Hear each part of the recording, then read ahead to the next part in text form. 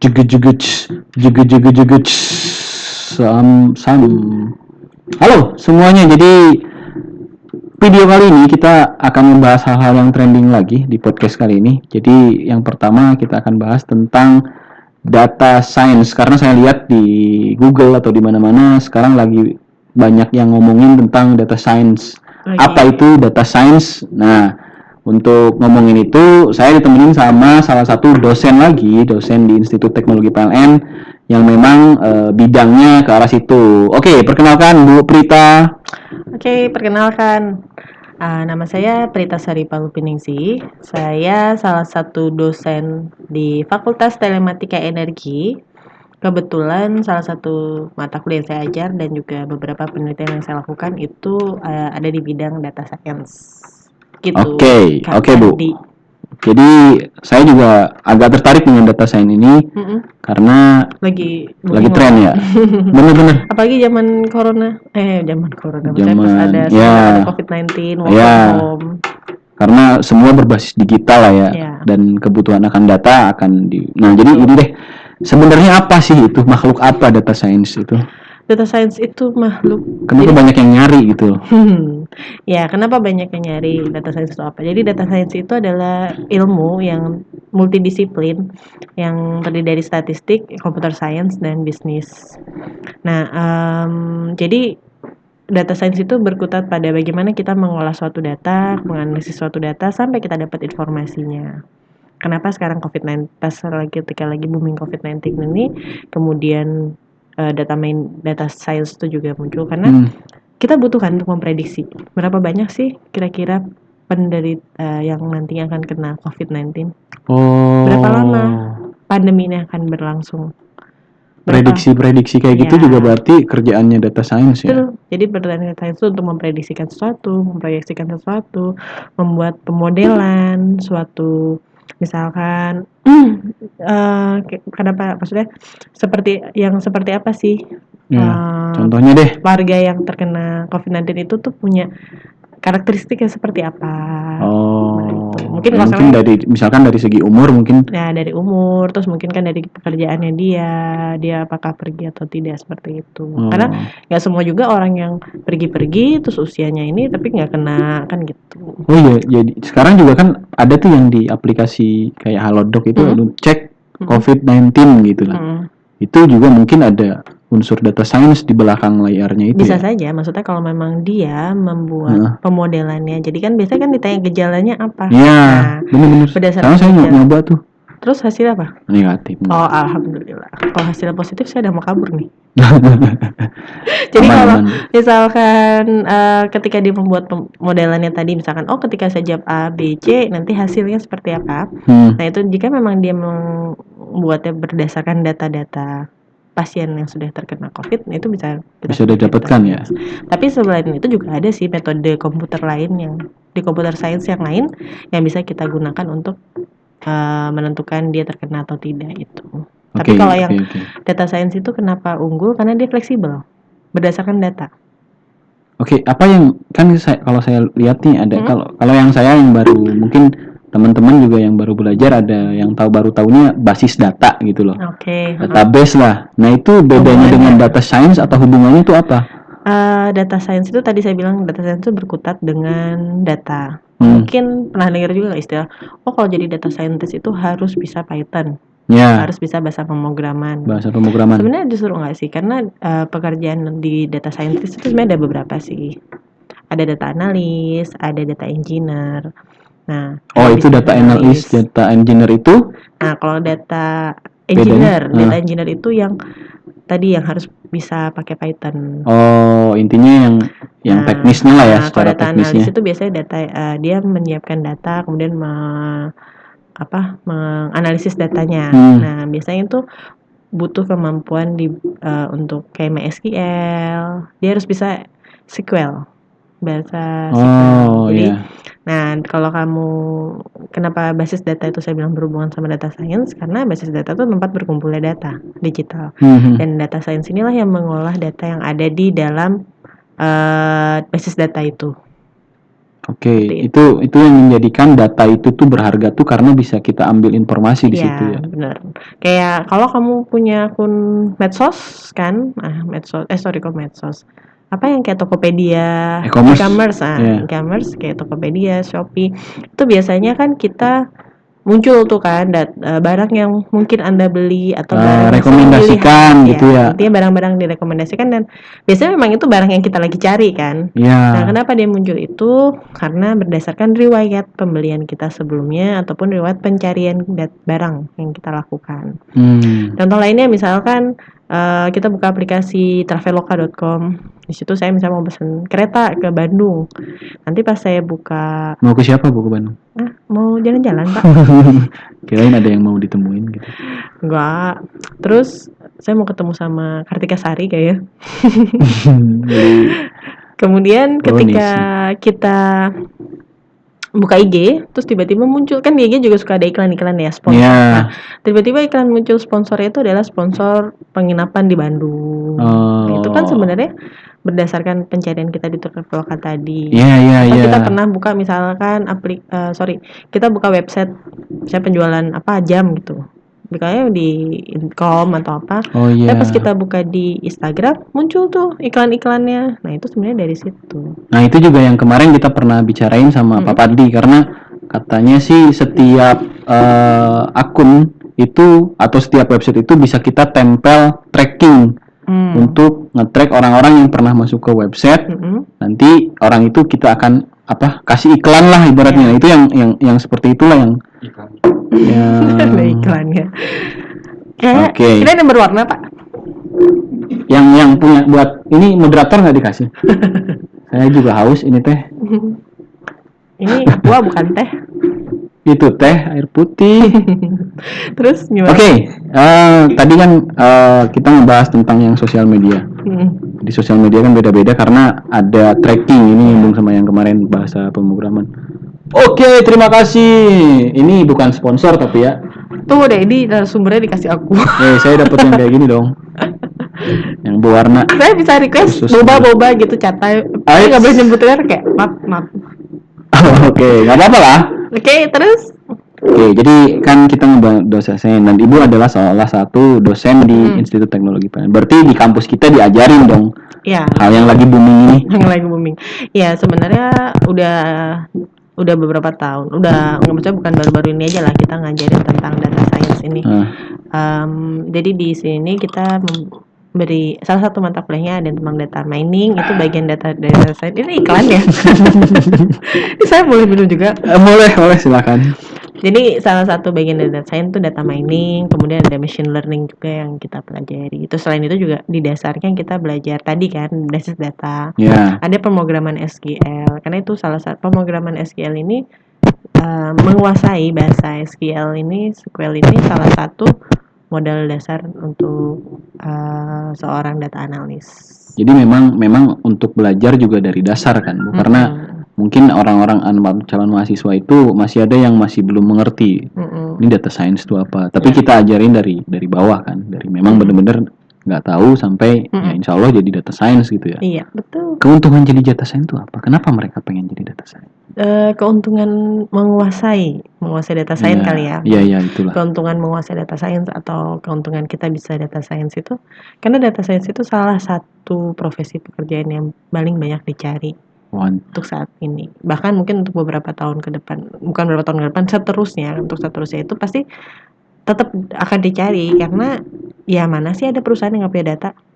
Dan kalau saya dengar katanya sih gajinya gede. Jangan bilang. Ya, gaji data science itu lumayan cukup besar kalau kita udah punya pengalaman 2-3 tahun ya bisa naik jadi 2 digit gajinya. Jadi kalian mau menjadi data science? Oke, saya juga mau kayaknya.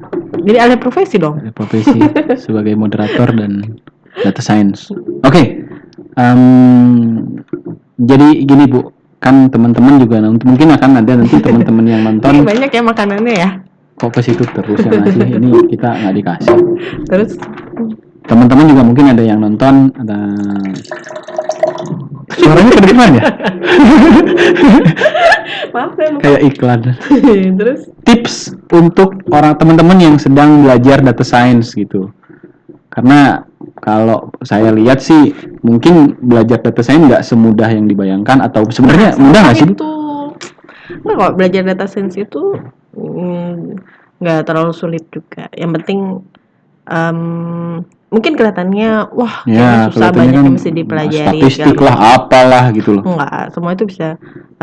Intinya kita bisa mempelajari salah satu aja. Misalkan tadi saya data saya analis gitu kan, itu lebih ke pemrograman lebih ke SQL-nya, basis SQL-nya. datanya. Gimana cara kita ngambil datanya, itu malah nggak terlalu butuh programmingnya gitu. Tapi ketika memang mau jadi data engineer ya memang lebih belajar Python-nya gitu.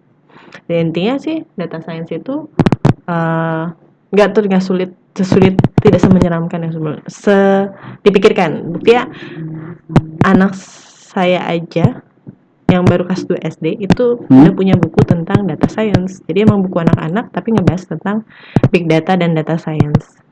Oke. Tuh. Peluang kerjanya berarti gede kan Bu untuk data science? Coba kalian searching di Google pekerjaan yang banyak dicari tahun 2020. Nah, salah satu itu adalah data science. Dan saya yakin tahun-tahun ke depan ini pasti akan terus dicari karena kita tahu sendiri lah IT itu berkembang ya. Dulu tahun 2000 kan orang belum belajar tentang data science, tapi sekarang hampir semua orang, maksudnya ketika orang IT itu salah satu yang menjanjikan adalah data science. Nah itu juga, kan ada yang pertanyaan juga dari teman kita, kalau dari SMA-nya IPS itu bisa masuk atau bisa belajar tentang data science nggak sih? Dari SMA IPS. Sebenarnya kalau saya lihat sih IPS kan sudah ada akuntansi, nggak sih yang kayak gitu-gitu, itu bisa jadi basic nggak sih buat mereka? Ketika tadi kan saya bilang ya, memang basicnya statistik, terus ada computer science, ada bisnisnya. Nah, jadi ketika misalkan memang kita tidak terlalu kuat, biasanya yang butuh banget basic matematik itu kan programming lah ya. Iya. Kalau memang kita nggak kuat di programming kan kita bisa jadi data analis. Data analis itu bisa lebih ke basis datanya. Nah, basis data itu kita nggak perlu coding. Maksudnya nggak perlu coding yang ini, dan jadi basic matematikanya nggak terlalu ini. Anak PS bisa kah? Oh iya. Udah biasa Sekarang nggak anak-anak SD juga sudah belajar tentang data ya nggak sih? Ya, makanya tadi saya bilang anak saya kelas 2 SD itu udah punya buku tentang big data gitu kan. Kelas 2 SD. Saya kelas 2 SD, data juga, data Doraemon. Data Doraemon. Data statistik. Data Doraemon ya. Nah, itu istilahnya ada buku-buku tentang data science untuk anak-anak gitu. Terus anak SD sekarang juga banyak yang udah belajar coding, ada Iya yang sih, udah karena belajar memang ke situ ya. Makanya guru-guru juga ngasih tugasnya juga memang ke situ kan. Jadi memang menurut saya sih justru kedepannya mungkin anak sekolah SMA mungkin akan udah dikasih pelajaran programming atau ini, karena memang salah satu kemampuan yang sangat banyak dicari. Oke. Gitu. Kayaknya udah sih Bu, karena ini operator kayaknya udah nyuruh kita stop. Jadi kalau masih lanjut? Ya, 2 menit lagi lah. Asik. Oke, kita lanjut deh Bu. Oke.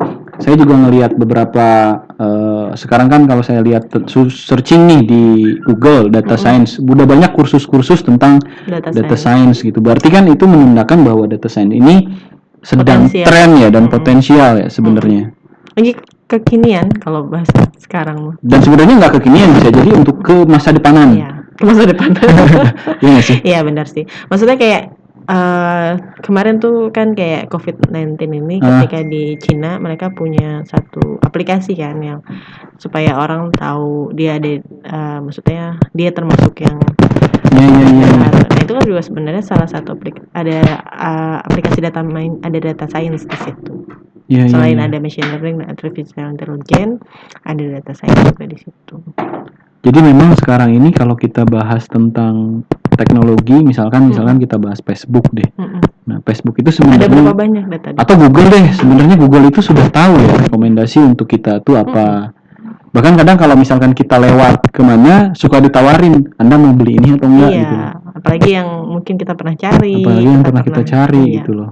Makanya istilahnya kita nggak bisa mungkiri di masa modern ini, masa digital ini, data kita tuh memang sudah tersimpan.